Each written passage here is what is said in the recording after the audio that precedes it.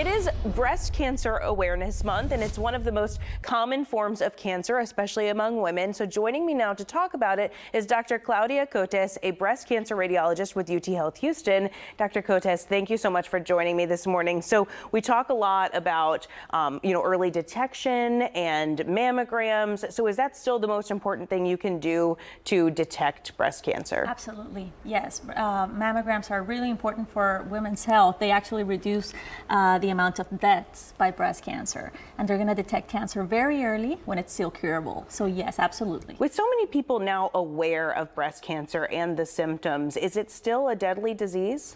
It can be, unfortunately, depending on how late or how aggressive it can be. But I have to say that since mammography started, the mortality of this cancer has reduced up to 40%. So we know we're doing something good by detecting it very early. Mm-hmm. We talk about it every single October.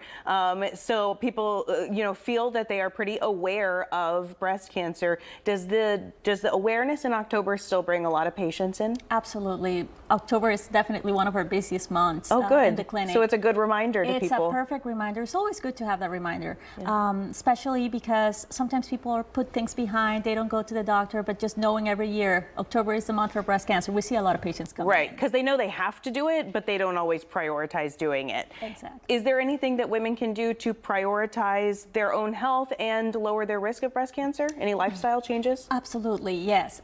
Breast cancer, it's genetic. A lot of things we can't control, of course, but having a healthy lifestyle, watching what you eat, keeping your healthy weight, that's an important thing to do.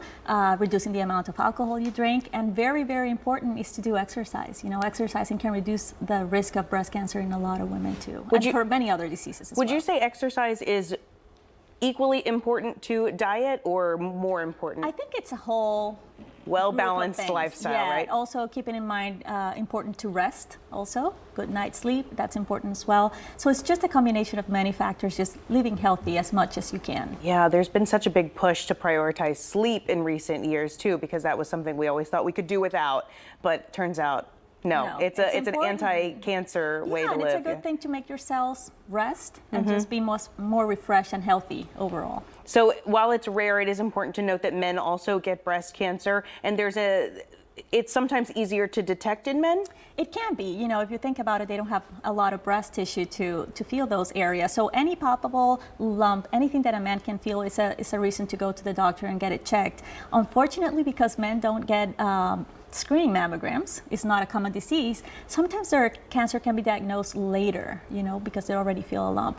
But any man that feels something abnormal in their breast, they should definitely go see their doctor. But is it also diagnosed later in men because they sometimes think that it's a woman's disease? Absolutely. So they feel like this is never going to happen to me. I don't have any breast. But yes, there's dormant breast tissue there, and breast cancer can develop. Also in male patients who have family history, it's important for them to be aware of that too, especially like genetic predispositions. So even if a female in their family had breast cancer, then the male is at risk?